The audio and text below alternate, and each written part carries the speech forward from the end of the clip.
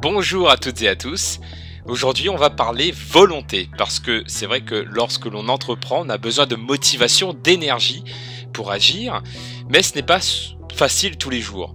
Donc la motivation va permettre donc d'agir, mais la volonté va permettre de dépasser les obstacles, de dépasser l'adversité pour avancer même si c'est désagréable ou difficile. Donc dans cette vidéo, je partagerai avec vous donc une bonne pratique, un bon réflexe que j'ai listé dans le livre Les réflexes des entrepreneurs motivés et déterminés. Donc vous pouvez vous procurer sur Amazon en format papier ou en format Kindle et donc notamment sur cette force de volonté qui permet d'être déterminé. Donc comment fonctionne la force de volonté ? La force de volonté fonctionne un peu comme un stock. C'est quelque chose que vous avez, c'est de l'essence quelque part dans le moteur que vous utilisez pour faire des tâches désagréables ou que vous n'avez pas forcément envie de faire. Donc ces tâches sont souvent liées à votre responsabilité, à ce quoi vous vous êtes engagé, comme par exemple répondre à un mail à telle date à telle personne, ou réaliser tel projet à telle date, ou répondre à une demande client, etc. Donc ce qui donc est du ressort de votre responsabilité. C'est aussi et souvent le fait de prendre des décisions. Lorsque vous prenez des décisions, vous avez besoin de force de volonté également.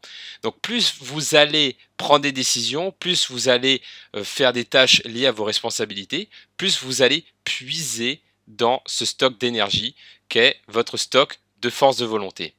Donc l'idée, c'est justement de ne pas puiser trop dans ce stock d'énergie, de ne pas le vider, sinon vous allez risquer de vous épuiser, de faire un épuisement professionnel ou autrement appelé un burn-out. Donc l'idée, c'est de prendre conscience de votre niveau de stock et ensuite de l'alimenter si vous sentez que vous dépassez un fameux seuil pour justement continuer d'avoir cette énergie. Donc je vais vous présenter donc un petit exercice que vous pouvez appliquer donc tous les jours, qui est assez simple.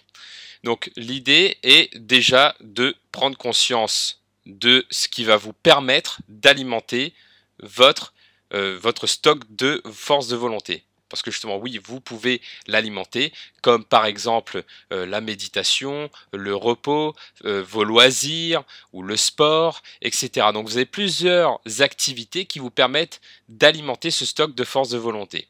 Donc tout ça, c'est basé sur votre ressenti. C'est pas quelque chose d'objectif, c'est quelque chose de subjectif, quelque chose que vous ressentez, quelque chose d'impalpable, mais que vous sentez si vous avez de la volonté ou pas.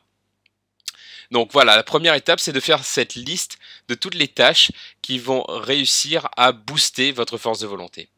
Ensuite, la deuxième étape, c'est de dresser un graphique, ou en tout cas une base de graphique, pour tracer la courbe d'évolution de votre force de volonté.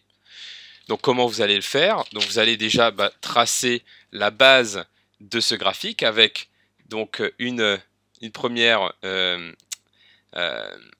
coordonnée pour justement votre niveau de volonté entre 0 et 10 et ensuite donc la courbe du temps. Voilà.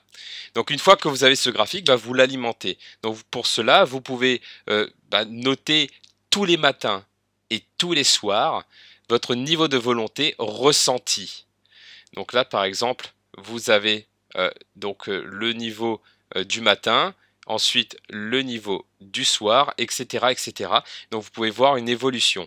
Et lorsque vous passez en dessous du seuil de 5, comme vous pouvez le voir ici, et justement, c'est là que vous allez piocher dans vos activités qui vont booster votre volonté, pour justement remonter sur la courbe. Donc voilà un petit exercice que vous pouvez faire qui est simple, qui est ludique, qui vous permet de mieux vous connaître et qui permet de mieux gérer votre stock de volonté.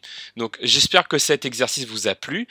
C'est un exercice que je propose dans le cadre de mon article pour Portail des PME, que vous pouvez donc le lire. Je vais mettre également donc le lien en dessous de la vidéo pour que vous puissiez le lire.